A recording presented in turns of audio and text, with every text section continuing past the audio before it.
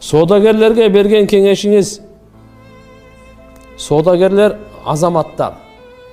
Пайгамбарлар менен чогуу тирилишет иншаалла. Бирок эки иш кылыш керек. Аманаткөй болуш керек. Чынчыл болуш керек. Ошолор. Ким содасында чынчыл болбосо, аманаткөй болбосо, пайгамбарлар менен эмес, ал фираундар менен чогуу тирилет ал. Пайгамбар саллаллаху алейхи ва саллям ат-тажир тижарат кылган содагер, ас-садиқул амин чынчыл аманаткөй содасында алдабайт. Бирөөгө калп айтпайт. Бирөөнүн аманатына кыянат кылбайт. Кыямат күнү пайгамбарлар менен тирилет деген. Эгерде Кудай сактасын, арам иш кылып, алдап, салдап, азыркындай болсо, чатаканда, анда ахирет